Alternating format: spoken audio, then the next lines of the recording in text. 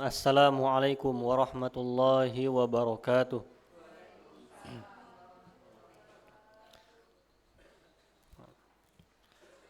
Alhamdulillahi rabbil alamin.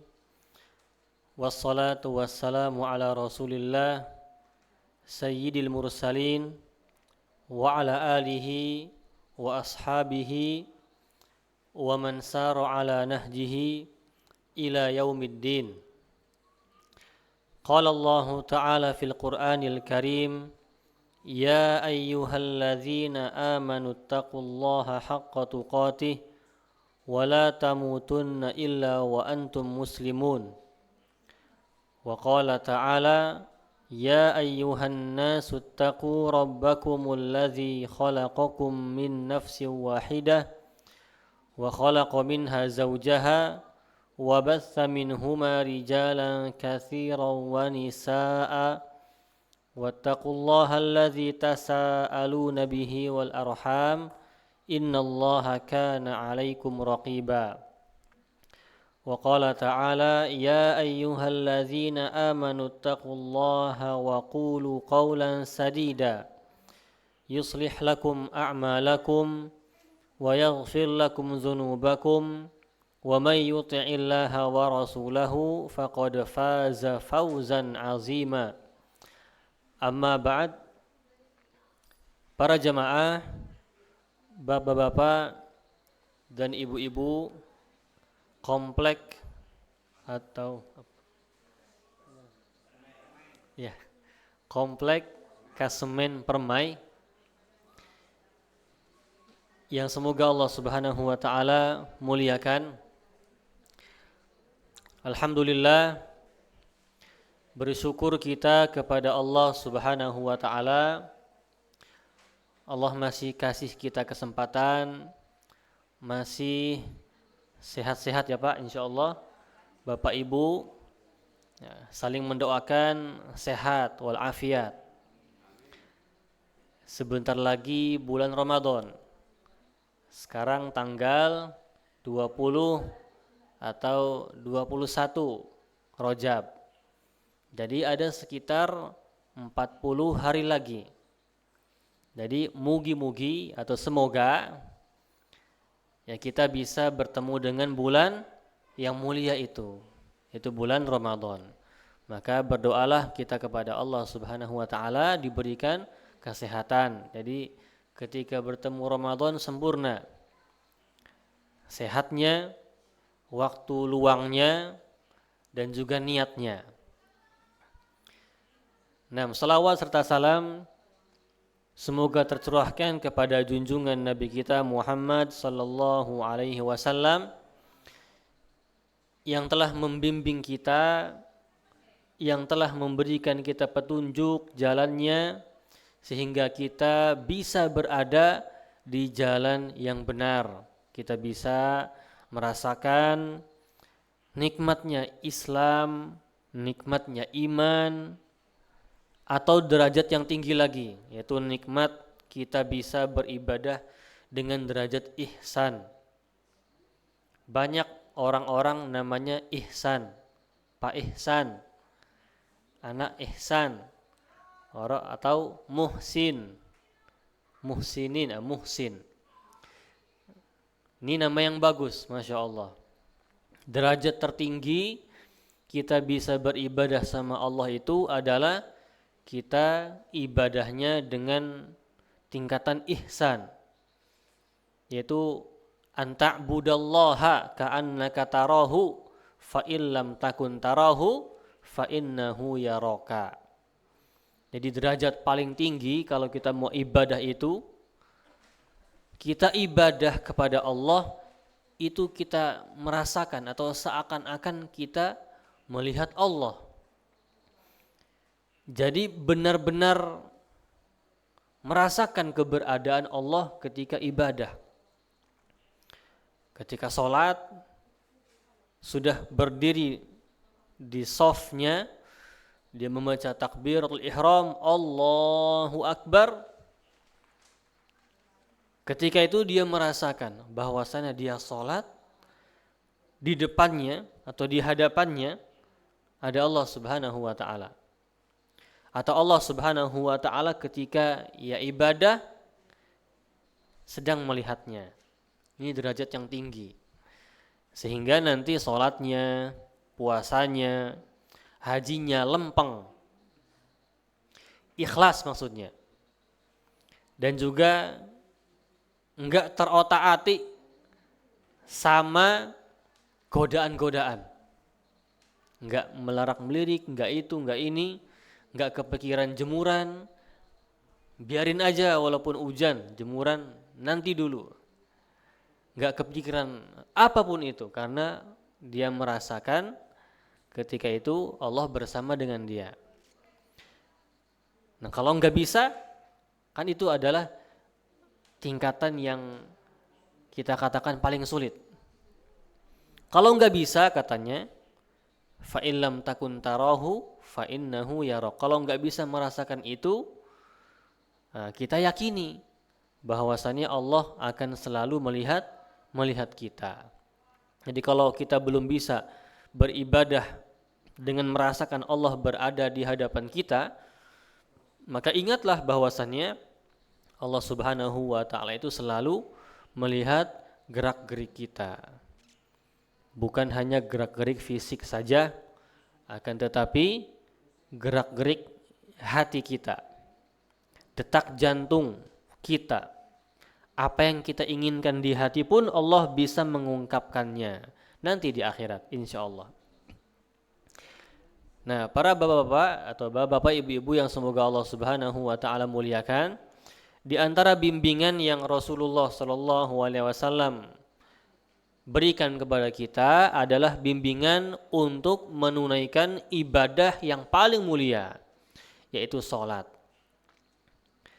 Sehingga tidak masalah kalau misalnya kita sudah sering salat, bukan praktek lagi, sudah sering salat, setiap hari salat, akan tetapi kita masih membahas terkait dengan hukum-hukum salat.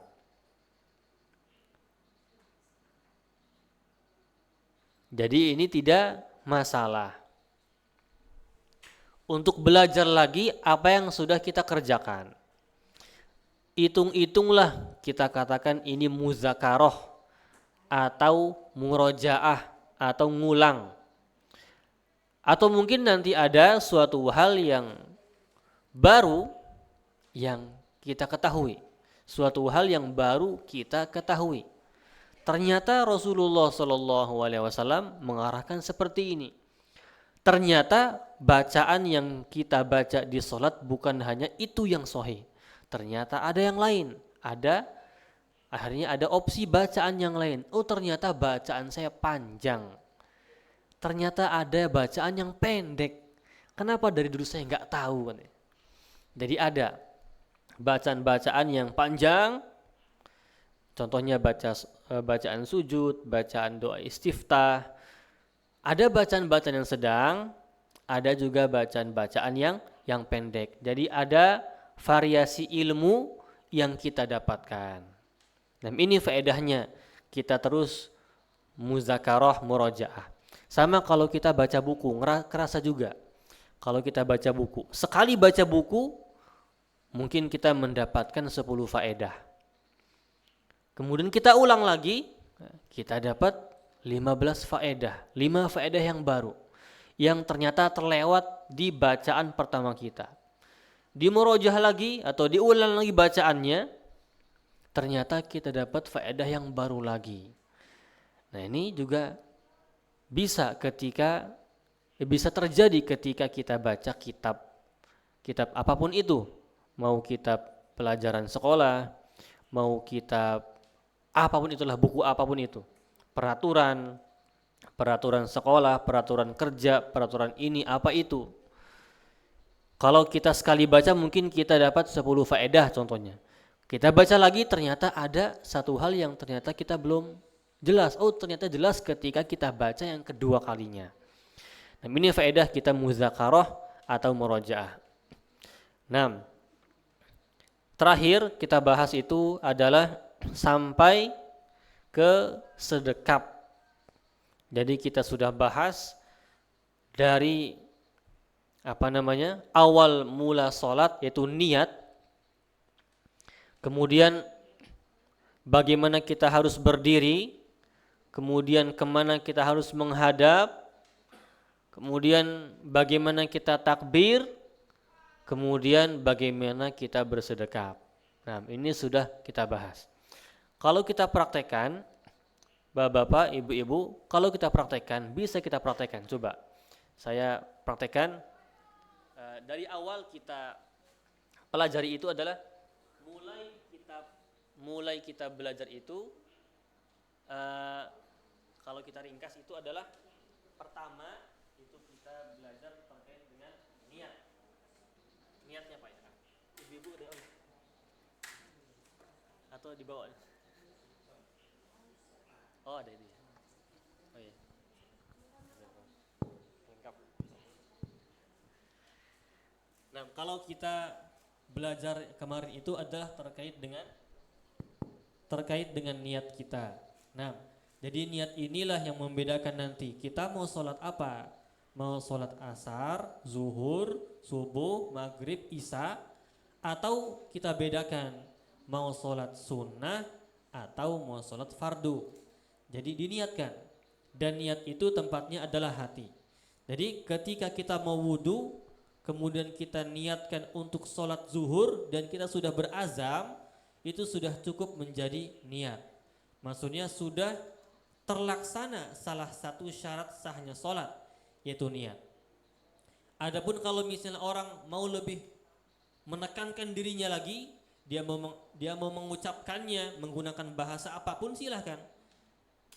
Dia nggak cukup misalnya dengan niat saja, walaupun memang harusnya cukup. Tapi dia mengatakan saya sholat zuhur, silahkan. Atau pakai bahasa Arab, usolil zuhro misalnya. Boleh-boleh saja.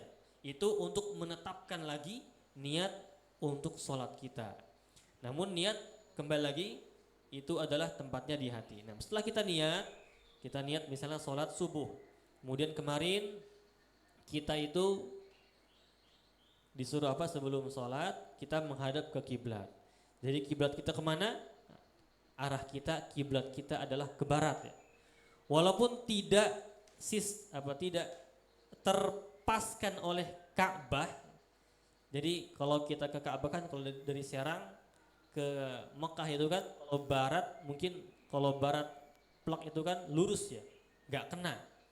Jadi harus miring dulu katanya. Tapi selama kita menghadap ke barat, ke arah Ka'bah, maka itu sah sholatnya.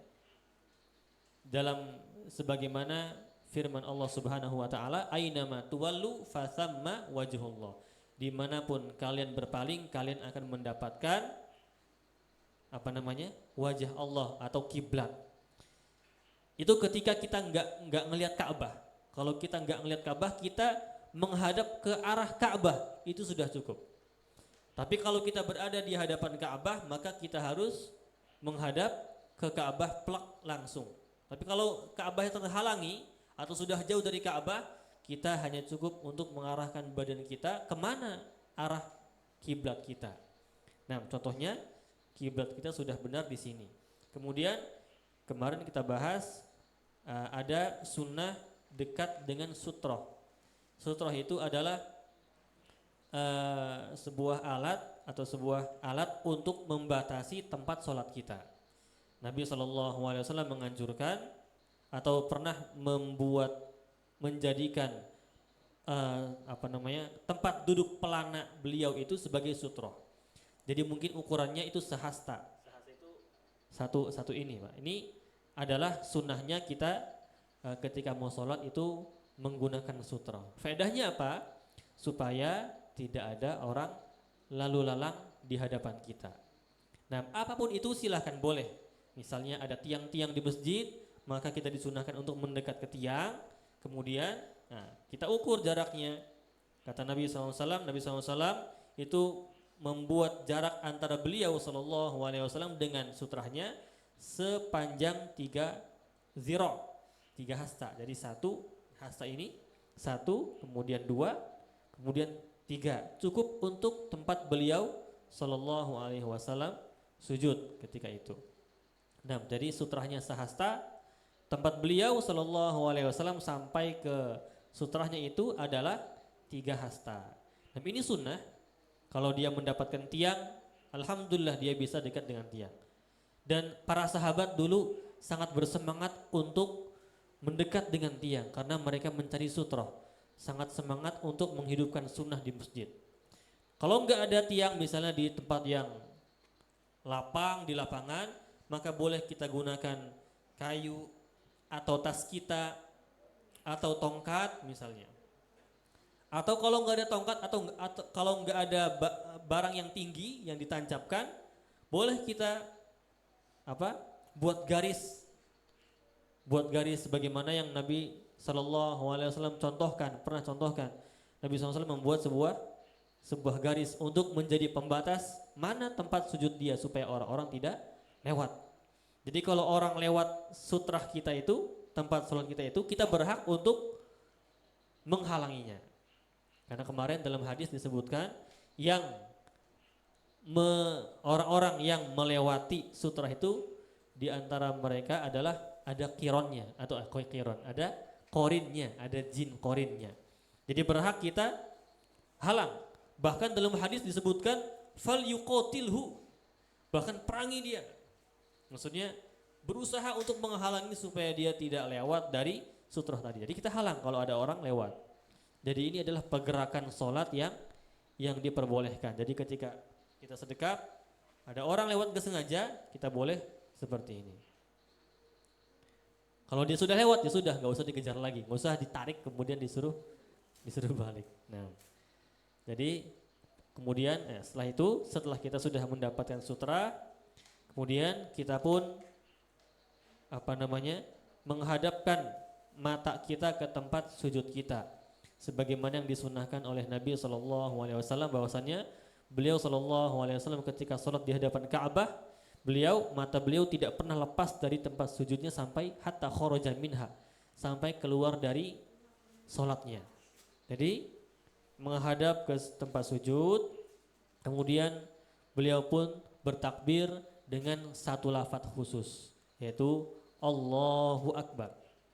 Dan gak ada lafadz khusus yang lain lagi. Gak bisa kita pakai Allahu A'lam, gak bisa kita pakai Allahu A'zam, Allahu A'la, apalagi Allahu Arham, gak bisa. Hanya satu lafadz, Allahu Akbar. Kemudian beliau Shallallahu Alaihi Wasallam mengangkat kedua tangannya. Dalam sebuah hadis disebutkan hazwa mangkibaihi. Hazwa itu adalah setara dengan pundaknya. Setara dengan pundaknya. Jadi beliau mengangkat seperti ini. Setara, menyetarakan tangannya sesuai dengan pundaknya. Dalam riwayat lain yang sahih yang lain, beliau SAW meratakan tangannya, menyamakan tangannya, tinggi tangannya dengan daun telinganya seperti ini. Jadi telapak tangannya menghadap ke kiblat seperti ini. Allahu Akbar setara dengan pundak atau di atas sedikit setara dengan daun telinga. Sehingga tidak nempel, akan tetapi disetarakan seperti ini. Karena lafadz hadisnya adalah hazwa, menyetarakan tangannya dengan pundaknya seperti ini atau di atas sedikit setara dengan daun telinganya. Nah, jadi seperti ini atau boleh seperti ini boleh. Nah, jadi seperti itu. Kemudian beliau Shallallahu Alaihi Wasallam mempunyai beberapa tata cara takbir dan mengangkat tangan. Yang pertama, beliau takbir dulu, kemudian mengangkat tangannya. Jadi seperti ini. Allahu Akbar. Itu cara pertama. Cara kedua, beliau sama-sama mengangkat dan takbir. Allahu Akbar. Seperti itu. Yang ketiga, caranya adalah mengangkat tangan dulu kemudian takbir. Jadi seperti ini. Allahu Akbar. Nah, ini tiga-tiganya termasuk ada riwayat sahihnya. Jadi tiga-tiganya boleh digunakan. Kemudian takbirnya juga Allahu Akbar sesuai dengan harokatnya. 2 harokat, 3 harokat pun boleh, asalkan tidak yang asalkan yang panjang bukan a-nya tapi la-nya. Jadi harus Allahu Akbar. Nggak boleh Allahu Akbar, itu sudah berubah. Udah berubah artinya itu, Pak.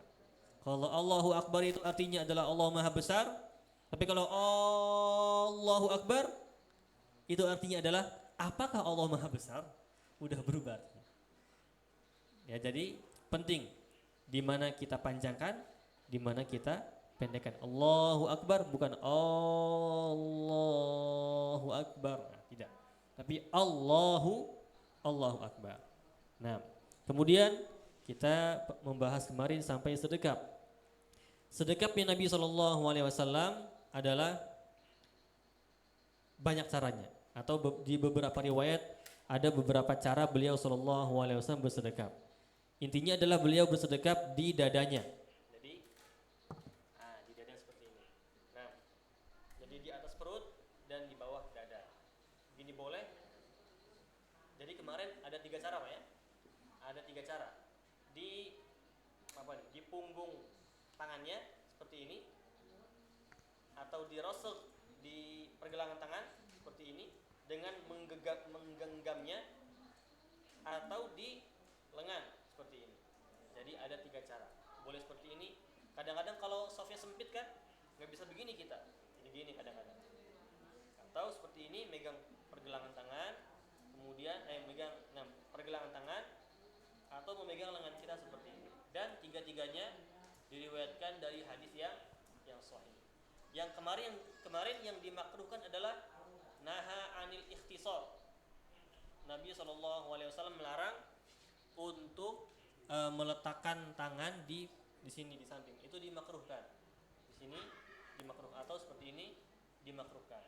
Boleh di sini di tengah, dan juga boleh agak ke atas sedikit. Nah, itu yang ada di dalam beberapa riwayat yang sahih yang kita bahas di pertemuan yang sebelumnya. Jadi seperti itu Bapak-bapak, Ibu-ibu yang semoga Allah Subhanahu wa taala muliakan. Insyaallah semuanya sudah pada faham bagaimana tata cara sholat. Akan tetapi kita ingin murojaah, ingin mengulang-ulang terus. Nah, kemudian pada hari ini kita lanjut ke pembahasan melihat ke tempat sujud atau arahan untuk khusyuk ketika sholat. Bagaimana Nabi SAW itu sholatnya. Nah, jadi dalam sebuah hadis, wa kana sallallahu alaihi wasallam idza shalla ta'a ra'sahu. Nabi SAW ketika sholat itu menundukkan kepalanya seperti ini. Menundukkan kepalanya. Tidak mengangkat, apalagi mengangkat ke atas. Karena nanti akan ada ancamannya. Barang siapa yang mengangkat ke atas pandangannya, maka Allah akan cabut pandangannya. Ini ancaman dari Allah. Warama bi basarihi nahwal ard. Kemudian Nabi SAW pun melemparkan pandangannya ke tanah atau ke bumi, ke bawah berarti ya. Ke bawah berarti. Ini adalah sunnah. Melihat ke tempat sujud adalah sunnah. Adapun nanti ketika ada hajah, ketika ada keperluan, maka diperbolehkan kita melirik ke kanan, melirik ke kiri ketika ada keperluan. Nanti akan kita bahas. Dalam hadis lain, walamma dakhala al-Ka'bah ma khalafa basarahu, kata dalam hadis ini, ketika Nabi masuk ke Ka'bah, pandangan beliau SAW tidak pernah dipalingkan dari tempat sujudnya. Jadi terus melihat tempat sujudnya. Itu menjadikan kita lebih khusyuk daripada kita mata kita ke depan. Walaupun boleh-boleh saja mata kita ke depan, tidak menghadap ke bawah. Ketika kita menghadap ke depan, ini tidak membatalkan sholat, tapi hukumnya adalah makruh. Karena ketika ada suatu hal yang menyibukkan kita dari sholat atau menghilangkan kekhusyuan kita, maka itu hukumnya adalah makruh, tidak sampai batal. Karena pembatal sholat itu ada tersendiri. Kalau ini hukumnya adalah makruh. Jadi sunnahnya apa? Sunnahnya adalah melihat ke bawah ke tempat sujud. Makruhnya bagaimana? Makruhnya adalah larak-lirik ke kanan atau ke kiri. Nah, kemudian kata Nabi SAW, la yanbaghi ay yakuna fil bait syai'un yushghilul musalli. Kata beliau SAW, tidak dianjurkan di sebuah rumah atau di sini al-bait ini mungkin Baitullah, masjid itu ada suatu hal yang bisa menyibukkan orang-orang sholat, menyibukkan pandangan orang-orang sholat. Contohnya apa? Misalnya tulisan-tulisan, contohnya tulisan-tulisan yang panjang yang ditulis di tembok-tembok depan contohnya. Itu mungkin bisa mengganggu kekhusyuan para makmum.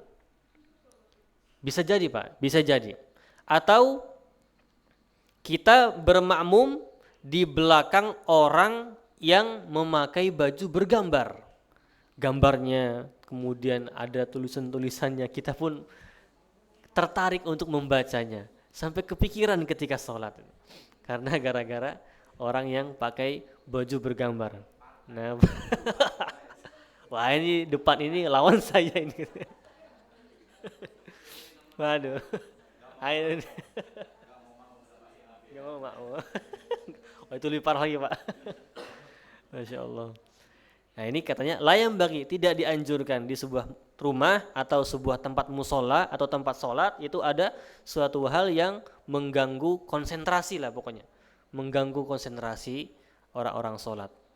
Nah, kemudian wa kana yanha an raf'il basar ila sama. Melarang juga untuk mengangkat pandangan ke atas. Jadi untuk apa ya? Kadang-kadang orang juga bingung, sholat dia ngangkat ke atas. Ini jarang sekali terjadi. Tapi mungkin ada yang terjadi karena Nabi nyebutkan ini. Mungkin untuk anak-anak sering. Kalau untuk bapak-bapak atau orang tua atau yang sudah balik, biasanya sudah paham kemana pandangannya harus ditujukan. Tapi ada juga orang yang mengangkat ke atas seperti ini atau bagaimana. Nah, karena ada ancamannya, yaitu la yantahiyanna aqwamun yarfa'una absarahum. Allah akan habisi orang-orang yang mengangkat pandangannya ke atas ketika sholat. Aula tarji'u ilaihim, atau pandangannya enggak akan kembali lagi. Jadi ini hadis diriwayatkan oleh Imam Bukhari dan Muslim. Ini sahih hadisnya. Jadi ini adalah sebuah ancaman. Jadi kalau ada ancaman berarti mau enggak kita ngerjainnya. Ini yang mengancam adalah Allah Subhanahu wa taala. Tapi hukumnya kita katakan di awal tadi adalah makruh. Ketika kita melirik ke kanan, ke kiri, ke atas, ke bawah pun bisa ngelirik. Ke bawah pun bisa melirik, kalau ke bawahnya terlalu ke bawah tidak khusyuk pun sama. Itu hukumnya adalah makruh karena ada ancamannya. Jadi ancaman ini tidak sampai kepada pengharaman. Karena bukan termasuk yang membatalkan sholat. Nah, dalam hadis yang lain, ketika kita melirik ke kanan, melirik ke kiri, itu apa yang terjadi sebenarnya? Wa tilka atau wa dzalika ikhtilasun yakhtalisuhu syaitan.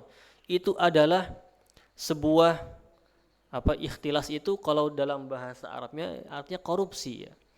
Itu adalah kecurangan atau tarikan yang ditarik oleh syaitan. Kamu udah ditarik ke kanan, kamu udah ditarik ke kiri, yang harusnya ke depan malah dikorupsi pandangannya ke kanan atau ke kiri. Ikhtilas itu korupsi. Min sholatil abdi, yang ngambil porsi sholat seorang hamba itu bagaimana? Dengan dijadikan orang tersebut ngelirik ke kanan ataupun ngelirik ke kiri tanpa ada keperluan. Nah, pasti kita akan membedakan antara perbuatan kita di sholat yang di luar pergerakan sholat. Tentunya ada yang diperlukan dan ada yang tidak diperlukan. Nah, yang bermasalah di sini adalah yang tidak diperlukan itu. Ngapain kita ngelirik ke kanan ke kiri kalau nggak ada perlu? Kalau ada perlu, beda lagi hukumnya. Ada anak kita misalnya, kita sedang sholat sunnah, anak kita di kamar takutnya takutnya terjadi apa-apa, terjatuh, atau dia megang-megang barang yang di atas ya, lemari atau di atas rak, takutnya jatuh tertimpa. Kita boleh memperhatikan anak-anak kita, karena tadi ada maslahatnya, ada kebutuhannya. Nah, kemudian juga di antara hal yang bisa menghilangkan kekhusyuan kita adalah kecepatan kita sholatnya. Nabi SAW melarang 3 hal. An-nuqratin kanuqratidik. Kita sholat itu seperti ayam yang sedang matuk atau burung yang sedang matuk, yang sedang makan. Cepat, jadi dari sujud tiba-tiba udah berdiri. Itu bacanya cepat sekali. Walaupun kita slow motion videonya juga nggak kebaca, nggak kedengar apa yang dibaca itu. Ternyata bacanya loncat-loncat. Nah ini katanya, kata Nabi SAW, itu sholat seperti nukrotin, kanukrotidik, seperti patokan burung atau patokan ayam ketika makan. Dilarang juga iqa'aun ka'iqa'il kalbi. Nggak boleh ketika sholat kita duduk seperti duduknya seekor anjing. Nah bagaimana duduknya seekor anjing ini? Jadi kalau kita ini praktekkan, mana enaknya Pak? Jadi seperti ini Pak, apa namanya? Kalau tidak salah itu.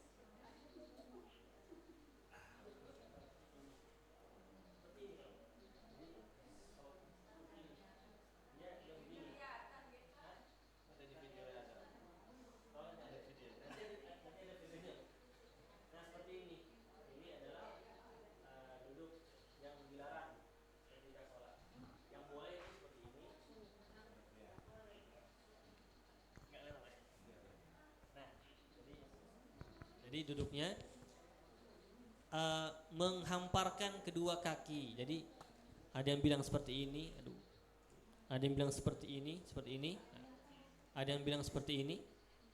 Intinya menghamparkan kedua kakinya seperti ini atau seperti ini. Karena yang dibolehkan adalah mengangkat satu, ini boleh, atau tasyahud terakhir miring seperti ini, atau dua-duanya dinaikkan, ini pun dibolehkan. Ini dibolehkan. Nah itu uzur, beda lagi. Nah itu beda lagi.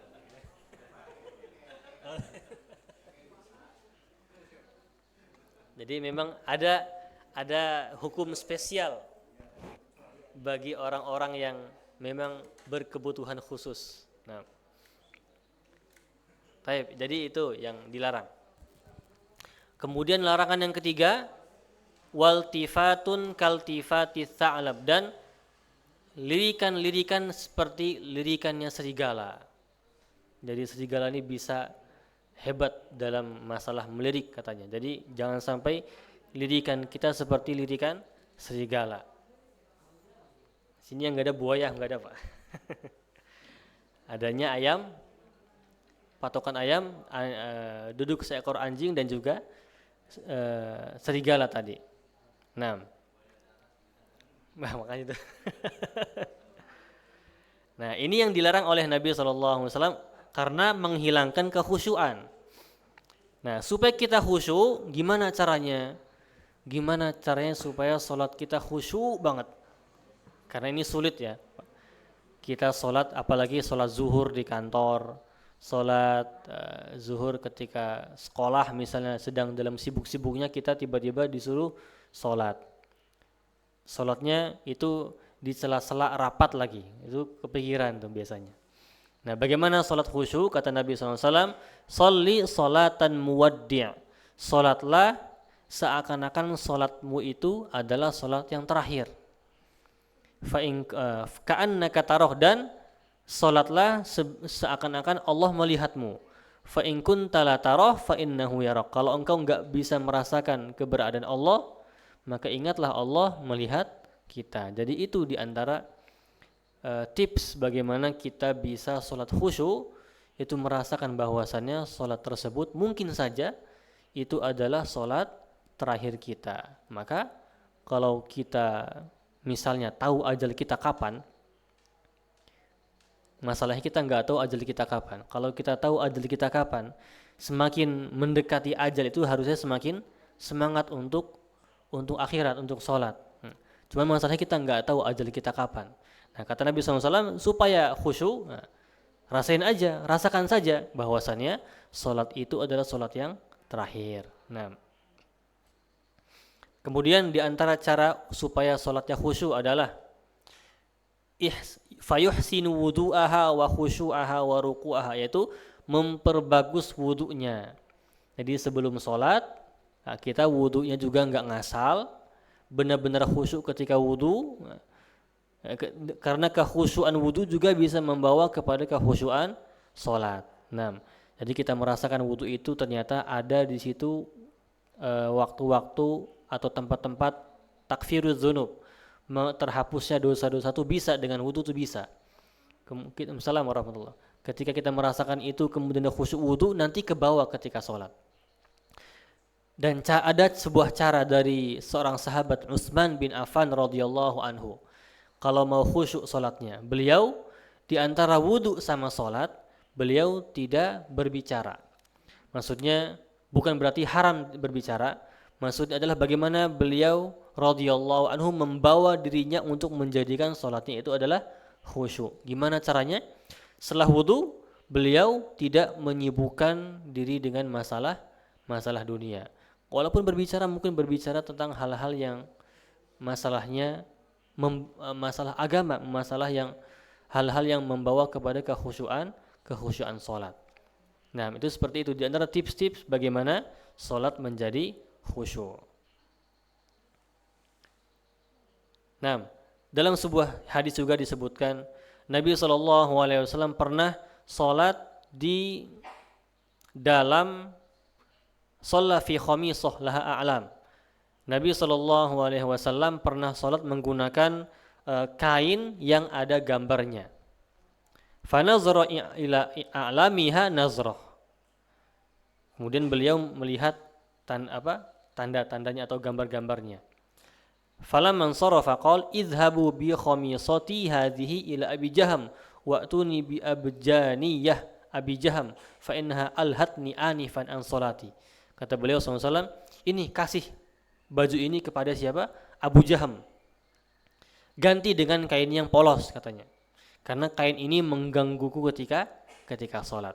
Nah, atau dalam riwayat lain, aku terlalu tersibukkan dengan melihat corak-corak yang ada di baju ini ketika sholat. Fakada yuftinuni, itu hampir membuat aku terfitnah katanya. Jadi seperti ini supaya kita lebih khusyuk untuk melaksanakan sholatnya, yaitu tidak ada hal yang bisa mengganggu konsentrasi kita. Contohnya adalah gambar atau tulisan-tulisan atau hal apapun itu. Nah, bahkan Aisyah radhiyallahu anha juga mengatakan seperti itu ketika kana li Aisyah taubun fihi tasawir mamdud ila sahwah. Aisyah itu pernah punya kain yang ada gambar-gambarnya, ada corak-coraknya. Maka Nabi SAW sholat dan gambar atau kain tadi berada di hadapannya. Kata Nabi SAW, akhirihi anni, singkirkan dulu dari hadapanku katanya. Fa innahu la tazalu tasawiruhu tu'ridu li fi sholati. Karena gambar-gambar itu akan mengganggu ketika aku sholat. Jadi disuruh untuk menyingkirkan dulu. Jadi kita pun sama, ketika sebelum sholat dianjurkan untuk menyingkirkan hal-hal yang bisa mengganggu kita. Nah, contoh lagi hal-hal yang bisa menghilangkan kekhusyuan sholat adalah sholat dalam keadaan lapar atau sholat dalam keadaan menahan air kencing dan menahan air besar. Ini makruh hukumnya.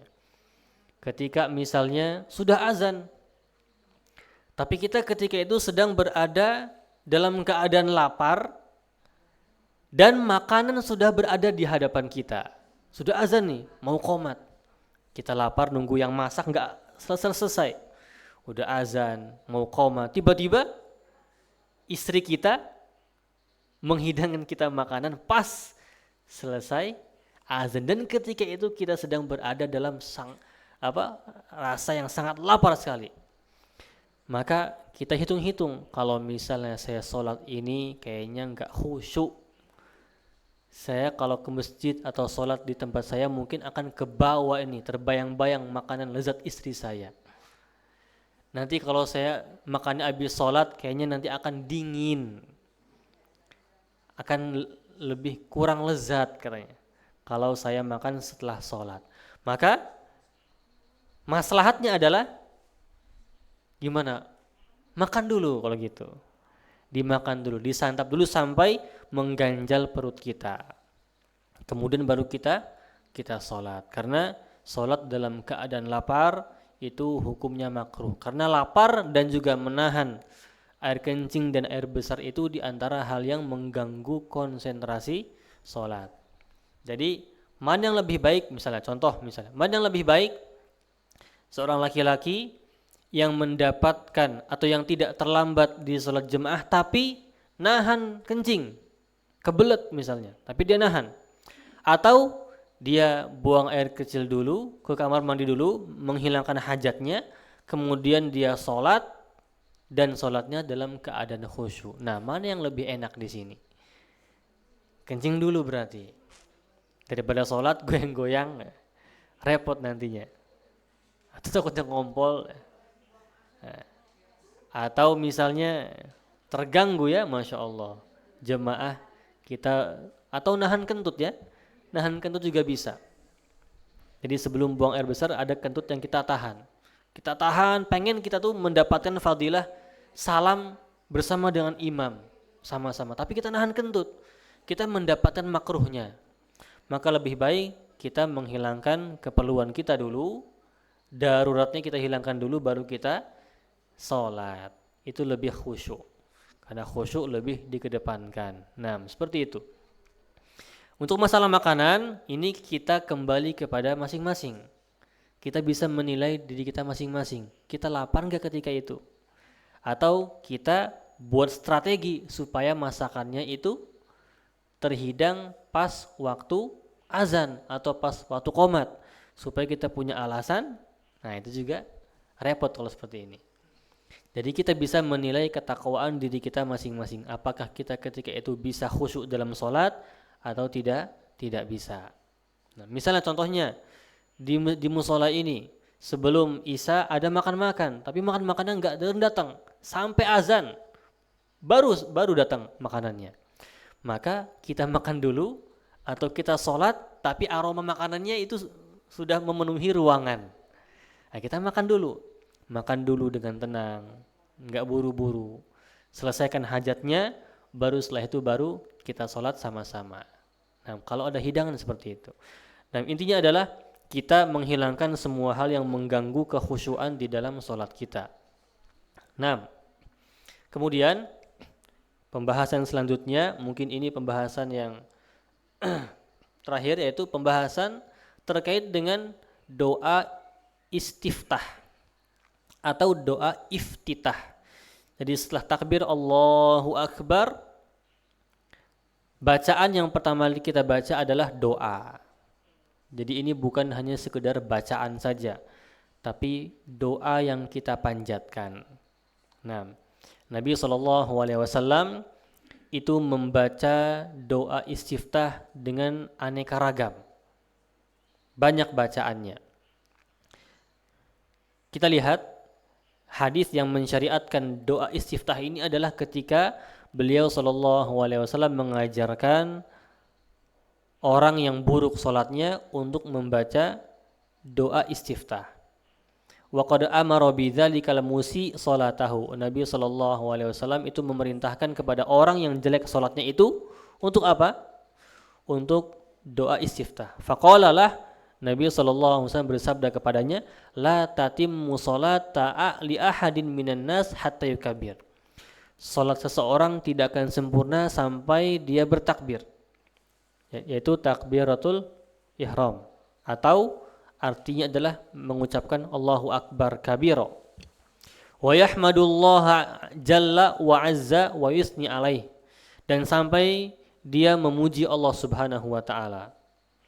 Wa yaqra bima tayassara minal Qur'an, dan sampai dia membaca potongan-potongan Al-Qur'an. Jadi dia harus baca apa? Baca takbir, baca ucapan mengagungkan Allah, dan baca ucapan yang mensucikan Allah Subhanahu wa taala dan yang memuji Allah Subhanahu wa taala. Dan bacaan tersebut ada di doa istiftah. Nah, Kita baca beberapa doa-doa istiftah yang termasuk dalam riwayat-riwayat yang sahih yang disebutkan dalam hadis. Alhamdulillah sudah disiapkan kertasnya. Yang sudah dibagikan itu ada di situ berbagai bentuk doa istiftah.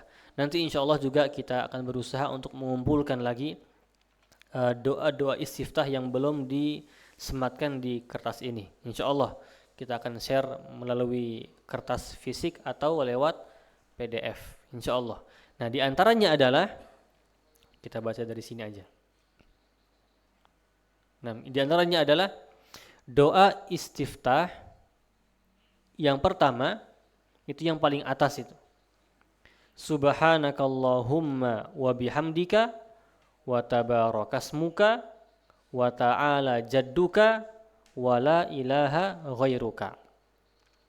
Jadi ini sesuai dengan arahan Nabi SAW tadi kepada orang yang jelek solatnya. Kata beliau apa tadi? SAW, tidak akan sempurna solat seseorang sampai dia bertakbir, maksudnya mengagungkan Allah. Di sini ada subhanakallahumma wa bihamdika. Jadi subhanakallahumma itu mensucikan Allah, wa bihamdika memuji Allah Subhanahu wa taala. Kalimat-kalimat yang kita baca tadi, subhanakallahumma wa bihamdika wa tabarakasmuka wa ta'ala jadduka wa la ilaha ghairuka adalah kalimat-kalimat atau ucapan-ucapan mengagungkan Allah Subhanahu wa taala. Artinya adalah maha suci Engkau ya Allah, aku memujimu, maha berkah namamu, maha tinggi kekayaan dan kebesaranmu, wa la ilaha ghairuk, dan tidak ada sesembahan yang berhak diibadahi dengan benar selain Engkau. Jadi ini doa iftitah atau diantara doa istiftah. Dan ini doa yang mungkin yang pendek. Bisa kita praktekkan di sholat-sholat sunnah. Dibolehkan untuk baca ini. Kemudian ada lagi doa istiftah yang lain. Yang di bawahnya itu di halaman pertama. Yaitu Allahumma ba'id baini. Ya Allah, jauhkanlah antara aku wa baina khotoyaya, dan juga dosa-dosaku, kesalahan-kesalahanku. Ini doa ya. Namanya doa ya, doa panjatan, doa kita. Ini kita meminta kepada Allah. Kama ba'atta bainal masyriq wal maghrib, sebagaimana Engkau menjauhkan antara timur dan barat. Ini doa. Sebagaimana kita katakan salat itu adalah ibadah, maka kita banyak minta di situ. Di antara permintaannya adalah kita dijauhi dari dosa-dosa kita sebagaimana jauhnya timur dan barat. Allahumma naqqini min khotoyaya, ya Allah bersihkan aku dari kesalahan-kesalahanku. Kama yunaqqas thawbul abyad minad danas, sebagaimana bersihnya baju yang putih dari kotoran. Allahumma ghsilni min khotoyaya, ya Allah basuhkanlah kesalahan-kesalahanku, bersihkanlah kesalahanku, cucilah bil ma'i dengan air, wa thalji dan juga dengan salju, wal barad dan juga dengan embun. Ini adalah doa. Jadi kalau kita sudah faham kalimat-kalimatnya, kemudian artinya, itu lebih mendekatkan kita kepada kekhusyuan. Bahkan bisa jadi seseorang itu menangis di awal-awal salat karena membaca doa istiftah. Itu karena ada permintaan di situ. Nah, contoh lagi ada doa istiftah yang lain di halaman yang kedua, yaitu Allahumma Rabba Jibril wa Mikail wa Israfil, ya Allah Tuhannya Jibril, Mikail, Israfil, Fatiras samawati wal ard, yang menciptakan langit dan bumi, Alimal ghaibi wasyahadah, yang mengetahui yang gaib dan yang kelihatan, Anta tahkumu baina ibadika, Engkau yang menghukumi di antara hamba-hambamu, Fima kanu fihi yakhtalifun, di antara pertentangan yang terjadi antara mereka. Kemudian setelah menyebutkan atau setelah memuji Allah Subhanahu wa taala, kita meminta ihdini. Itu apa? Berikan aku hidayah. Tunjukkanlah aku kebenaran. Limakhtulifa fihi minal haq, dari apa yang dipertentangkan dari kebenaran-kebenaran, dari perselisihan-perselisihan yang ada di dalam kebenaran. Biiznika, dengan izinmu. Innaka tahdi man tasya ila siratim mustaqim. Karena engkau maha memberi petunjuk kepada yang engkau kehendaki ila siratim mustaqim, yaitu ke jalan yang lurus. Jadi kita memuji Allah Subhanahu wa taala dulu, kemudian kita minta kepada Allah, ihdini, ya Allah berikan aku petunjuk dari perselisihan-perselisihan yang terjadi di sekitar kebenaran. Ini doa yang penting sekali. Banyak sekali terjadi perbedaan-perbedaan dan kita mungkin agak sulit untuk mendapatkan kebenaran. Nah, kita minta kepada Allah, ihdini, ya Allah berikan aku petunjuk, berikan aku keputusan atau pilihan yang paling baik untukku, yang paling benar dari perselisihan-perselisihan yang terjadi. Nah, itu diantara doa istiftah. Contoh lagi, doa yang keempat, baca takbir 3 kali, Allahu Akbar kabira, Allahu Akbar kabira, Allahu Akbar kabira. Kemudian tahmid 3 kali, walhamdulillahi katsira, walhamdulillahi katsira, walhamdulillahi katsira. Kemudian tasbih yang lain, wa subhanallahi bukratan wa asila 3 kali.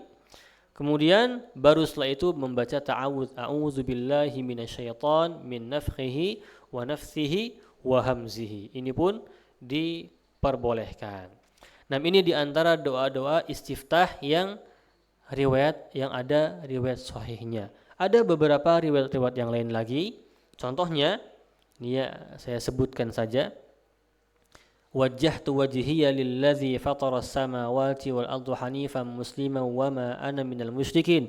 Inna salati wa nusuki wa mahyaya wa mamati lillahi rabbil alamin. La syarika lahu wa bidzalika umirtu wa ana awwalul muslimin.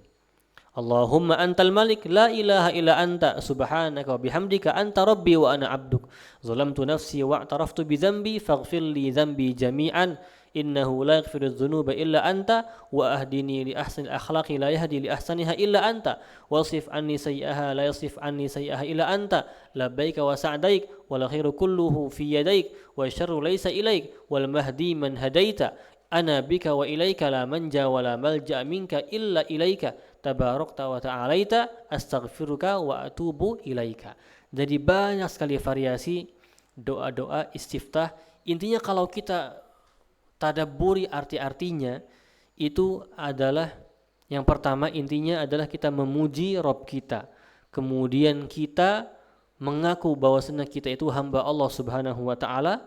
Kita mengaku di hadapan Allah kita tuh zalim terhadap diri kita sendiri, kemudian baru kita berdoa.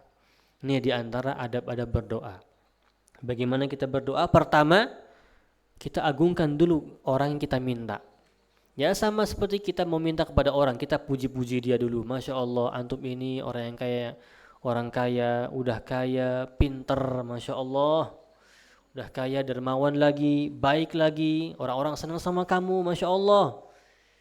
Akhirnya apa? Minjem kan? Akhirnya minta. Nah, kita pun sama, kepada Allah juga sama seperti itu. Kita puji dulu Allah Subhanahu wa taala, Ar-Rahman, Ar-Rahim, innaka antal ghafurur rahim, antar razzaq, yang sang pemberi rezeki, dan lain-lain. Kita puji dulu Allah Subhanahu wa taala, kemudian kita akui kelemahan kita. Ya Allah, saya ini lemah, enggak bisa apa-apa. Saya selalu berbuat zalim kepada Engkau wahai Allah Subhanahu wa taala, enggak bisa apa-apa.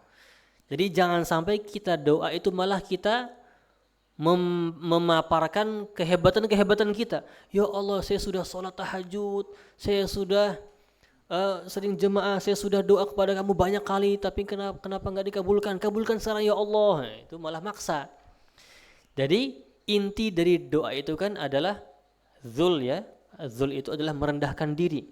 Kita puji Allah setinggi-tingginya, kita rendahkan diri kita serendah-rendahnya di sisi Tuhan kita, Rabb kita.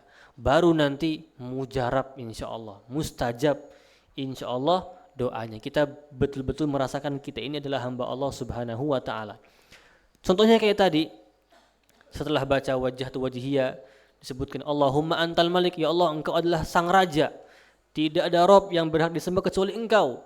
engkau adalah Rabbku dan saya adalah hambamu. Zalamtu nafsi, aku zalim terhadap diriku dan aku mengakui dosa-dosaku. Maka ampunilah dosaku semuanya, karena tidak ada yang bisa mengampuni dosaku kecuali engkau. Terus minta kepada Allah Subhanahu wa ta'ala. Nah, doa yang lain banyak juga. Allahu akbar kabira walhamdulillahi katsira wa subhanallahi bukratan wa asila. Itu juga di antara bacaan doa istiftah. Jadi boleh kita mencampur adukan doa istiftah di satu salat, boleh kita baca ini kemudian lanjut dengan yang lain lagi, diperbolehkan. Kemudian kita juga bisa variasi, salat subuh kita baca istiftah yang satu, yang pendek, zuhur kita baca istiftah yang panjang. Itu semua diperbolehkan selama hadisnya atau riwayatnya sahih, sehingga kita pun bisa mempertanggungjawabkan apa yang kita ucapkan. Nah, kadang-kadang juga beliau SAW membaca takbir 10 kali, pujian 10 kali, tasbih 10 kali, tahlil 10 kali, dan istighfar 10 kali. Allahumma gfirli wahdini warzuqni wa'afini 10 kali. Allahumma inni a'udzubika minad dhiq yaumil hisab 10 kali. Ya Allah, aku meminta perlindungan kepadamu dari sempitnya hari hisab 10 kali. Intinya ini diantara doa-doa yang sahih yang diriwayatkan oleh Nabi sallallahu alaihi wasallam. Nah, setelah doa istiftah nanti akan ada ta'awudz. Sunnah di antara sunnahnya adalah membaca ta'awudz, kemudian setelahnya membaca Al-Fatihah. Nah, dalam Al-Fatihah di sini akan ada perselisihan pendapat di antara apakah bismillahnya dikeraskan atau dipelankan. Jadi bukan apakah bismillahnya dibaca atau enggak dibaca, tapi caranya apakah dipelankan atau dikeraskan. Insyaallah kita akan bahas di pertemuan yang selanjutnya ta'awudz, kemudian Al-Fatihah, kemudian surat-surat yang dianjurkan dibaca di salat-salat tertentu. Nah, wallahu a'lam bishawab. Semoga materi ini bisa bermanfaat, jadi kita bahasnya pelan-pelan, tidak langsung satu pertemuan salat langsung ini, tidak, tapi pelan-pelan. Nah, kita buka sesi tanya jawab, silahkan jika ada yang mau bertanya. Assalamualaikum warahmatullahi wabarakatuh. Mohon izin Pak Waalaikumsalam. Ustadz, saya mau Ya, bertanya. silakan, Bu. Tadi kan dijelaskan tentang tata cara takbir sholat secara buat laki-laki mungkin yang Pak Ustadz. Ya. Ini kan kita secara perempuan itu dari dulu mungkin semuanya itu ketika takbir itu kan tangan kita itu tidak seperti laki-laki ya, tidak ke atas begitu, mungkin hanya sebatas dada. Enggak, ini mohon petunjuknya, kita hanya sebatas dada. Ya. Terus kalau kita ruku pun sama Pak Ustadz, kalau laki-laki sama perempuan mungkin ya beda, mungkin koreksi kalau saya salah ya, mohon izin. Jadi ketika kita ruku, kita takbir itu kita beda sama laki-laki, mohon petunjuknya. Dan selanjutnya saya bertanya lagi satu lagi, ketika kita sholat itu berdiri itu saya kalau baca surat itu suka sambil merem gitu ya biar khusyuk, termasuk pas at-tahiyut akhir sama berdoa. Nah, mohon petunjuknya gimana kalau seperti itu Pak Ustadz, mohon petunjuknya, terima kasih. Ya, Masya Allah, soal yang bagus sekali, yaitu soal yang pertama adalah apakah tata cara sholat laki-laki atau tata cara sholat wanita itu sama seperti laki-laki. Maka di setiap riwayat yang disebutkan oleh Nabi SAW dalam kitab-kitab hadis seperti Sahih Bukhari, Sahih Muslim, referensi-referensi hadis terkait dengan ilmu fikih dan lain-lain itu sama saja, tidak ada bedanya antara laki-laki dan juga perempuan dalam masalah praktek, dalam masalah takbir atau ihram itu sama saja. Adapun ketika misalnya kita mendengar mungkin ada sebuah riwayat, sebuah pendapat kecil dalam sebuah mazhab yaitu terkait dengan wanita, bahwasanya kita harus menggempitkan dulu, menggempitkan itu mungkin ada yang melihat ada maslahat di situ. Akan tetapi ketika kita melihat riwayatnya, setiap syariat yang di situ tidak ada perbedaan, maka disamakan semuanya antara laki-laki dan juga wanita. Nah, berarti sama saja. Tidak ada perbedaannya. Sama juga seperti sujud nanti. Nanti kan sujud kita diarahkan untuk mengangkat ketiak kita nanti. Laki-laki dan juga wanita itu sama. Nah, kemudian soal yang kedua juga adalah apa hukum kita menutup mata ketika sholat untuk mendapatkan kekhusyuan yang lebih. Nah, untuk menutup mata sendiri ada sebuah riwayat yang disebutkan oleh Nabi SAW dalam yang diriwayatkan dalam Sunan Abu Daud, bahwasannya Nabi SAW melarang orang untuk sholat dalam keadaan ghamidul ain, dalam keadaan merem. Jadi hukumnya adalah makruh ketika kita sholat kemudian kita menutup mata. Kalau nggak salah di kitab ini akan dibahas nanti insya Allah hukum merem atau menutup mata ketika sholat.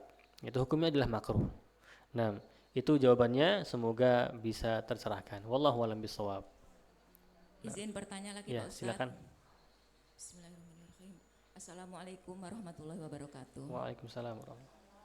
Begini Pak Ustadz, pertanyaannya, kan kalau kebanyakan ibu-ibu itu kalau mau kena kan jarang yang pakai langsung, kebanyakan sepotong-sepotong. Dan saya pernah mendengar ceramah di Trans TV bahwa waktu sujud itu kebanyakan perempuan itu tidak sadar itu sujudnya itu mukanya itu beralaskan mukena yang kita pakai. Kata Pak Ustadz katanya itu tidak sah, benarkah itu? Dan yang kedua Pak Ustadz, saya pernah jalan-jalan sama anak nginep di hotel. Setelah masuk kamar, sombong sedikit dulu ya. Setelah masuk kamar, saya langsung wudhu sholat asar.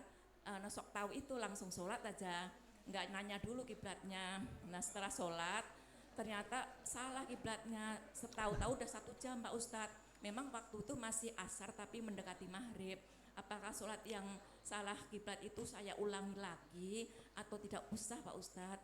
Terima kasih jawabannya. Assalamualaikum warahmatullahi wabarakatuh. Waalaikumsalam warahmatullahi wabarakatuh. Nah, jadi 1 orang 2 soal ini Pak ya sekarang. Baik. Jadi soal yang pertama tadi, saya kurang jelas.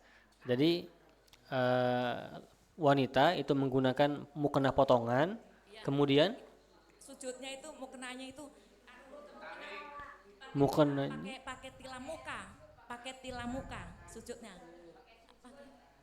Sujudnya pakai tak-takan si mukena itu Pak Ustadz. Jadi nggak kena sajadah. Dengan sengaja biar apa itu?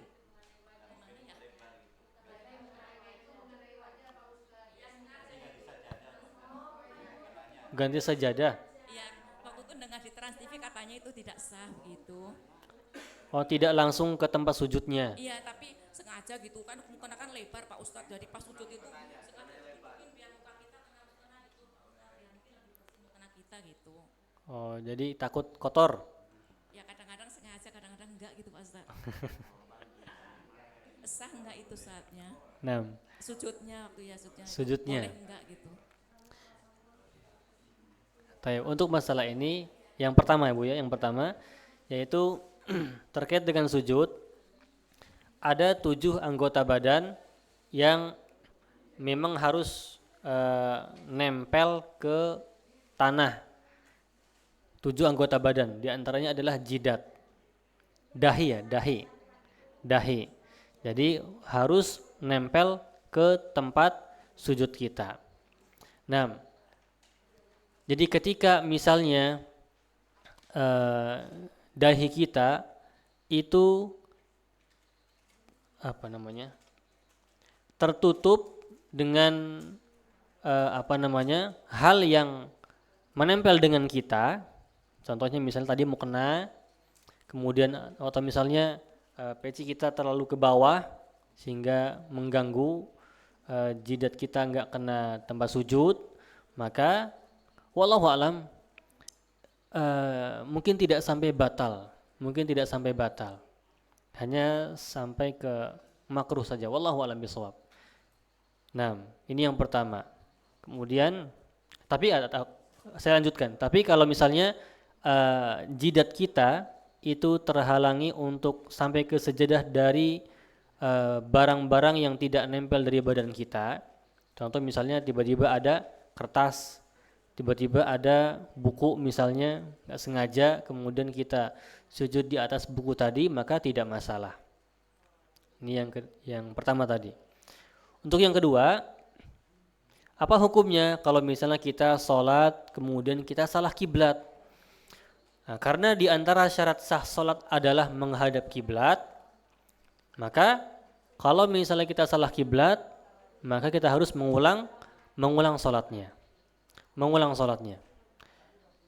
Kemudian kalau misalnya kita baru tahu seminggu setelahnya atau 3 hari setelahnya, maka tidak perlu diulang lagi karena itu sudah di luar batas uzur, di luar batas uzurnya. Jadi kalau dalam mazhab Syafi'i itu uzur diingatkan itu selama 3 hari. Jadi kalau misalnya 3 hari lupa misalnya, kemudian dia baru diingatkan hari keempatnya atau hari ketiga atau setelah ketiganya, maka dia termasuk orang-orang yang diuzurkan oleh Allah Subhanahu wa ta'ala. Tapi kalau misalnya dia sholat asar tadi kemudian lupa kiblat, pas maghrib dikasih tahu, maka dia harus sholat asar kembali ketika sholat maghrib. Atau besoknya, contohnya ya, atau besoknya misalnya ternyata kiblatnya salah, maka dia harus mengulangi sholat asar ketika waktu dia ingat. Karena ada sebuah hadis yang menyebutkan man nasiya sholatan falyusolliha idza dzakaraha. Kalau ada yang lupa sholat, jadi enggak sholat karena lupa nih, maka dia wajib sholat di waktu dia ingat. Misalnya karena sibuk, contohnya isya kelewat, terlalu nikmat rapatnya, terlalu nikmat kegiatannya, contohnya azan pun enggak kedengaran, apapun enggak kedengaran, lupa, benar-benar lupa, enggak sengaja. Dia tidur, subuh dia sholat, masya Allah, zuhur sholat, asar sholat, pas abis asar keinget, kayaknya tadi malam belum sholat isya, apa udah belum ya kan? Belum kayaknya. Nah, maka dia wajib sholat isya ketika itu. Nah, jadi hadisnya ada man nasiya sholatan, barang siapa yang lupa sholat, maka sholatnya waktu sholatnya ketika dia ingat. Ini bagi yang lupanya enggak sengaja, bukan pura-pura lupa. Nah, atau gimana? Nah, wallahu a'lam bishawab. Nah, ya silakan, ada soal yang selanjutnya dari Bapak, silakan Pak. Oke. Waalaikumsalam warahmatullahi wabarakatuh.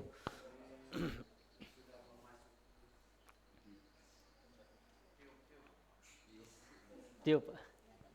Sudah memasuki rukun Islam, rukun Islam yaitu sholat. Jadi ada revisi juga sholat di dalam hutan, di antaranya TNI kita itu bersabnya itu kan ada 3 sab, ada 2 sab. Tapi ada yang pertama itu langsung sujud, yang kedua sab kedua itu berdiri. Nanti yang ini sudah duduk, yang terakhir sujud. Nah, itu referensi dari agama Islam kita yang mengajarkan kepada umatnya di saat kita bertugas di dalam wilayah konflik. Nah, tidak menutup kemungkinan di Banten juga pada saat dulu itu kan pernah sama Belanda. Nah, karena kita mengacu kepada sistem keamanan rakyat semesta, tidak mustahil mungkin akan terjadi. Apakah sholat-sholat semacam seperti itu yang saat sekarang mungkin keadaan aman, tapi kita nanti entah wallahu alam kapan bisa terjadi, apakah referensi itu bisa dilaksanakan atau sah atau tidak. Terima kasih. Wassalamualaikum warahmatullahi wabarakatuh. Waalaikumsalam warahmatullahi wabarakatuh. Masya Allah. Jadi sebuah pengalaman dari seorang bapak, Pak Karim, Masya Allah, seorang pejuang. Jadi mengatakan bahwasannya, tapi pernah praktek Pak ya? Pernah, Masya Allah. Kita malah prakteknya di sekolah. Jadi namanya sholat khauf, sholat dalam keadaan takut, dalam keadaan konflik. Kita mau prakteknya di sekolah sama santri. Kalau bapak sama benar-benar konflik ketika itu, Masya Allah. Jadi ini adalah, jadi sholat khauf itu adalah sebuah syariat yang diajarkan oleh Allah Subhanahu wa taala dan Rasulnya, disebutkan dalam surah An-Nisa, wa idza kunta fihim fa aqamta lahumus sholata faltakum ta'ifatun minhum ma'ak. Ketika kalian berada dalam sebuah pasukan peperangan, maka satu kelompok itu berdiri, kemudian yang lain ikut berdiri, kemudian setelah itu seperti yang disebutkan Bapak tadi, barisan pertama sujud, barisan kedua siap siaga, kemudian barisan kedua berdiri, barisan pertama berdiri, barisan kedua melanjutkan sujud sampai berdiri bareng-bareng sampai akhir. Jadi ada tata cara khusus untuk sholat khauf, sholat dalam keadaan takut. Dan alhamdulillah mungkin pada saat ini kita belum bisa, dan semoga saja tidak terjadi praktek sholat khauf. Dan syariat ini tentunya langgeng sampai hari kiamat insyaallah. Jadi apapun itu, kapanpun itu, ketika kita mendapatkan kita berada dalam keadaan takut, maka dan kita sedang berada di sebuah pasukan atau batalion, maka boleh-boleh saja kita menggunakan praktek sholat khauf tadi. Dan sholat khauf ini, sholat takut ini, sholat dalam keadaan takut ini adalah hal yang menunjukkan bahwasanya sholat tidak bisa ditinggalkan. Karena itu waktu-waktu gentingnya itu. Waktu-waktu bisa jadi nyawa melayang ketika itu. Tapi masih disuruh sholat dengan tata cara yang khusus. Nah, boleh-boleh saja. Selama atau kapanpun waktu konflik kita bisa melaksanakan sholat khauf. Wallahu a'lam bishawab. Masya Allah. Nah, silakan ada lagi. Assalamualaikum warahmatullahi wabarakatuh. Waalaikumsalam warahmatullahi wabarakatuh. Ini kejadian yang nyata aja ya saya bicarakan. Udah menjadi tradisi di sini. Selesai sholat berjamaah maupun sholat Jumat atau sholat fardu lainnya, itu selalu diakhiri dengan salam-salaman. Nah ini yang saya pertanyakan, apa memang apakah ada dalilnya itu yang pertama ya. Nah terus yang kedua, ini saya juga pernah ngalamin sholat di lingkungan orang-orang yang tuna pokoknya tuna rungu, tuna netra, pokoknya tuna ya. Nah ini apabila terlihat di sana ada kesalahan, umpamanya kita sebagai makmum, imam salah. Nah ini mungkin ada kaidah-kaidah, ada cara-cara untuk menyampaikan kesalahan itu. Ya kalau yang seperti yang kita lakukan yang normal, andai kata laki-laki tentu kita mengucapkan subhanallah kan. Nah itu. Kemudian kalau keadaan kita ini di sama-sama tuna gitu, itu gimana kira-kiranya? Masya Allah. Gitu. Ya demikian saja dulu. Ya. Terima kasih atas soalnya. Ada 2 soal yang dilontarkan. Yang pertama adalah hukum fenomena zaman sekarang, yaitu melaksanakan atau salam jabat tangan Pak ya, salamnya Pak ya. Jabat tangan yaitu setelah sholat selesai. Maka kalau kita lihat atau menjelaskan tentang hukumnya, jabat tangan ini diantara sunnah, diantara hal yang sangat dianjurkan. untuk dilakukan. Itu ketika dua orang salam itu bisa menggugurkan dosa-dosa di antara dua orang tadi. Makanya sering-sering salam. Maka salam ini atau berjabat tangan ini, tasaffah bahasa Arabnya, jabat tangan ini itu bisa dilakukan kapanpun, mau sebelum sholat, mau setelah sholat, asalkan jangan ketika sholat. Repot, batal. Jadi kapanpun boleh, mau sebelum sholat, mau setelah sholat. Ketika ada orang yang mengajak kita jabat tangan, maka kita pun ikut jabat tangan. Namun ketika misalnya ada seseorang yang meyakini bahwasannya salam setelah sholat berjamaah itu ada keutamaan tersendiri, maka ini yang perlu dibetulkan. Dan kita belum mendapatkan dalil khusus bahwasannya ada keutamaan tersendiri sholat berjabat tangan setelah salam. Jadi sebenarnya hukum-hukumnya mubah-mubah saja. Siapapun itu boleh salam dan boleh juga langsung pergi, dipersilahkan siapapun itu. Mau dia habis sholat langsung jabat tangan sebelahnya, boleh-boleh saja. Tapi ketika dia meyakini ada keutamaan tersendiri, bahwasannya jabat tangan setelah sholat itu ada keutamaan tersendiri, maka ini yang diperlukan dalilnya. Karena kita nggak bisa ngomong ada pahala, ada ancaman kecuali ya dari dari sumbernya, dari Al-Quran sama Sunnah. Jadi boleh-boleh saja. Dan kita juga dianjurkan untuk menyambut jabat tangannya orang, kapanpun itu. Tapi yang harus diluruskan adalah nggak ada di situ keutamaan tersendiri khusus untuk salam setelah sholat. Nah, itu yang pertama. Yang kedua, permasalahan yang sangat jarang sekali terjadi, yang jarang sekali dipertanyakan, yaitu bagaimana tata cara sholat orang yang tuna. Apalagi kalau misalnya mereka berjamaah, kemudian imamnya salah, bagaimana cara membetulkannya? Padahal itu semuanya tuna semuanya tuna. Imamnya tuna apa nih Pak? Tuna wicara, tuna rungu, tuna aksara, tuna wisma, atau ikan tuna.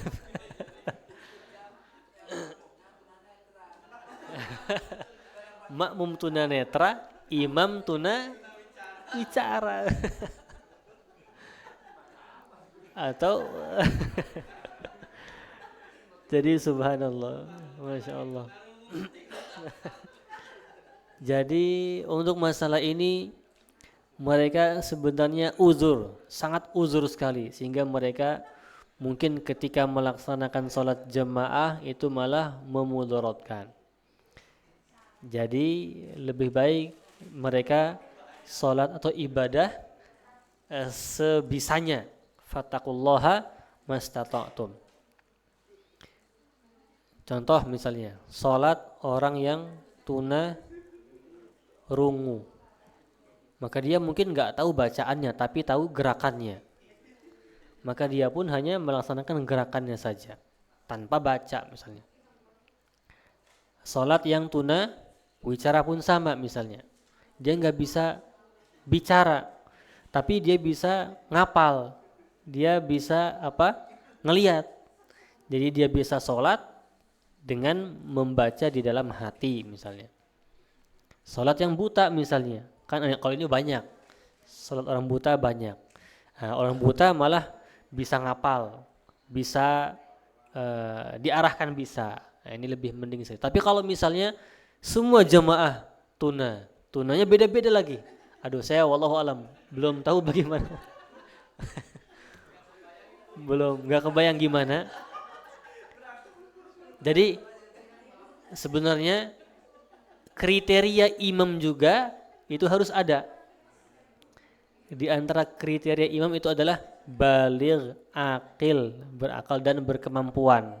Nah ini, jadi imam itu tidak boleh ada yang kehilangan salah satu kriteria imamnya. Imam kalau misalnya dia nggak bisa imam, maka jangan jadi imam. Jadi sendiri-sendiri sholatnya. Jadi boleh tuna-tuna diimami oleh satu orang yang tidak tuna misalnya, yang tidak cacat, supaya bisa ada yang membimbing, maka diperbolehkan. Tapi kalau misalnya nggak ada yang bisa jadi imam, maka tidak perlu ada imam. Wallahu a'lam bishawab. Nah, siap. Silakan, ada pertanyaan lagi? Assalamualaikum Pak Ustaz. Nah, silakan Pak.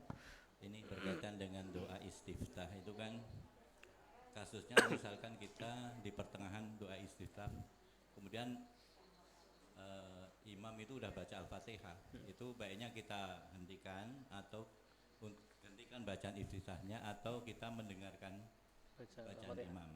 Itu yang pertama. Yang kedua, dalam kasus kita bermakmum kepada seorang imam untuk membaca Al-Fatihah itu ada dua versi mungkin ya, yang artinya Fatihah imam itu milik kita atau memang Fatihah itu sebagai rukun.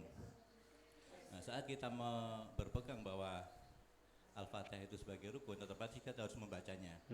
Nah, saat kita membaca itu kan berarti waktunya saat imam membaca surat. Baca surat. Nah, itu tekniknya gimana? Apakah kita membaca tanpa mendengarkan imam membaca surat atau gimana? Artinya saat kita membaca berarti kan kita mengabaikan mendengarkan bacaan imam. Mungkin itu Pak Ustaz. Terima kasih. Ya, terima kasih Pak. Jadi ada dua soal lagi. Soal yang pertama yaitu kalau misalnya kita bermakmum kemudian kita sedang baca doa istiftah dan imam sudah membaca Al-Fatihah, apakah kita lanjut baca istiftah atau kita dengarkan bacaan Al-Fatihah seorang imam?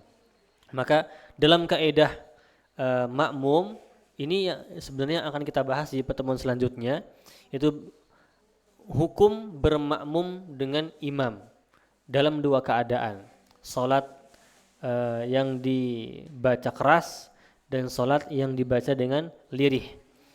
Bagi makmum yang salat di belakang imam yang salat isya atau salat yang bacaan dikeraskan, maka kewajiban makmum adalah mendengarkan.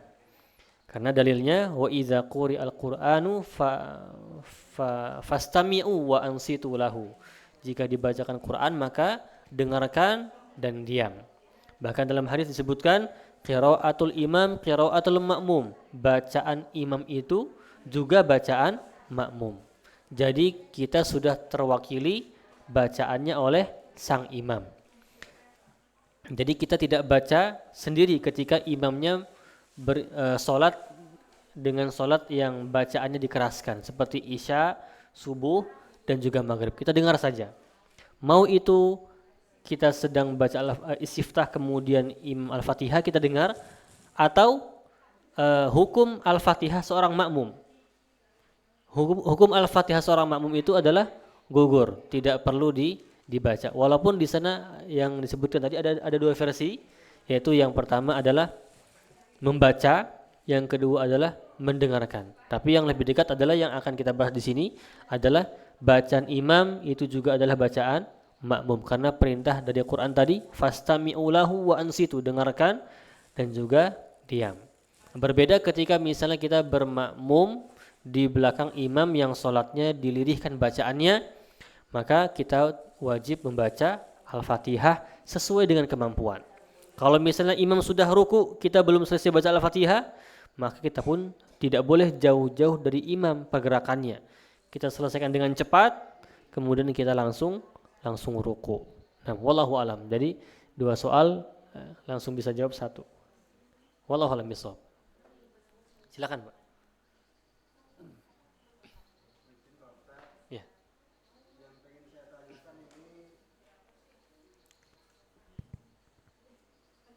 Yang pengen saya tanyakan berdasarkan pengalaman saya waktu pulang kampung, Pak Ustadz.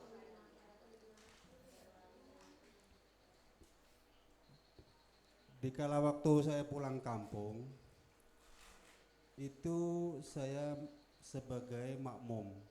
Nah, di depan tadi Pak Ustadz menyampaikan ada bacaan imam seperti burung matok makanan. Nah, pas yang saya alami di waktu dikala saya pulang kampung itu, itu persis apa yang disampaikan Pak Ustadz. Jadi bacaannya itu sangat-sangat cepat sekali. Ya. Nah, saya sebagai makmum, apakah mengikuti imam yang seperti burung matok makanan itu? Kalimat pertanyaan yang saya kedua, tadi Pak Ustadz juga menyampaikan bahwa ada imam atau makmum di depan yang memakai kaos bergambar, itu mengganggu kekhusyuan kita. Nah, yang pengen saya tanyakan, itu juga kalimat ini juga pengalaman saya di kampung Pak Ustadz ya, bukan di sini. Nah, ini mayoritas makmum itu pakai sarungnya itu ada tulisan Wadimor, ada atlas, itu semuanya di belakang Pak Ustadz. Apakah itu juga mengganggu kekhusyukan atau emang itu disunahkan Pak Ustadz? Terima kasih pertanyaan saya. Sama-sama Pak. Promosi di masjid. Masya Allah. Tapi ada 2 soal di sini. Yang pertama adalah bagaimana hukumnya kita bermakmum dengan imam yang sholatnya cepat. Nah, jika misalnya imamnya ini sholatnya cepat dan dia tidak memperhatikan tumak ninahnya, maka lebih baik kita menghindar dari tempat tadi. Karena di antara rukun-rukun sholat adalah tumak ninah. Jadi bacaan Nabi juga sallallahu alaihi wasallam juga tidak pernah cepat-cepat, pelan-pelan, satu ayat berhenti, walaupun itu sholat taraweh, walaupun sholat tahajud yang mana dalam sebuah riwayat Nabi SAW baca Al-Baqarah, kemudian nggak berhenti Al-Baqarah, lanjut An-Nisa, nggak berhenti An-Nisa, lanjut Ali Imran. Itu sekitar 6 juz dibaca, itu bacanya pelan-pelan. Maksudnya pelan-pelan ini nggak pelan-pelan amat, tapi pelan-pelan itu bisa ditadaburi bacaannya. Nah, di antara kesalahan-kesalahan yang mungkin terjadi adalah yang orang-orang yang sholatnya itu tidak ada tumak ninahnya, sehingga kita pun tidak khusyuk, kita pun bisa merasakan itu.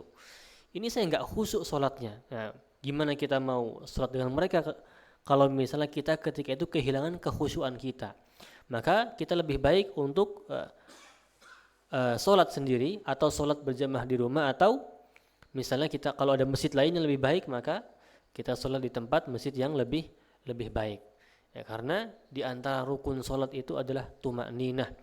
Nah, kisah yang disebutkan tentang sholat ini adalah diantaranya ada seorang yang datang ke Masjid Nabawi. Ini sudah kita bahas di awal pertemuan. Datang ke Masjid Nabawi, orang ini sholat sesuai dengan apa yang ia dapatkan dari ilmu sholatnya. Setelah sholat, beliau datang ke Nabi SAW ingin menyapa. Nabi nyuruh apa? Sholat lagi. Kamu belum sholat. Sholat yang kedua kalinya, udah selesai, datang ke Nabi, disuruh sholat lagi. Sampai 3 kali. Nah, keempat kalinya datang ke Nabi, suruh sholat lagi. Kata orang ini, ya Rasulullah, saya nggak bisa sholat kecuali yang saya sholat tadi. Gimana cara yang benar katanya? Kata orang ini.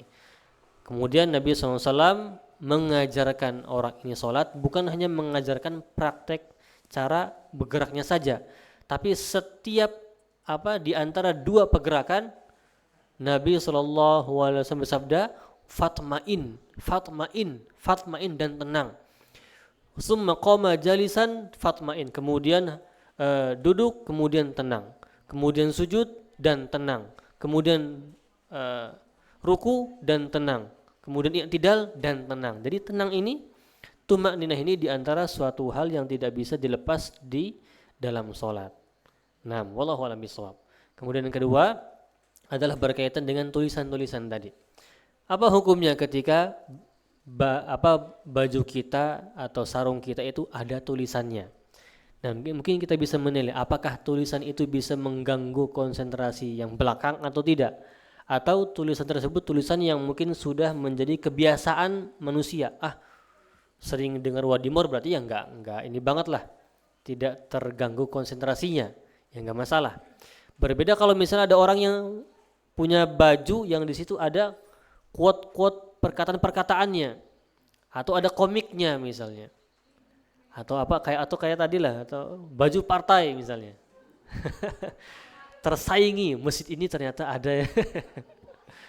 Nah, itu mungkin mengganggu. Tapi kalau misalnya merek-merek baju yang kecil-kecil kayak tadi disebutkan, maka tidak masalah selama tidak mengganggu makmum yang di belakang, konsentrasi makmum yang lain. Wallahu a'lam bishawab.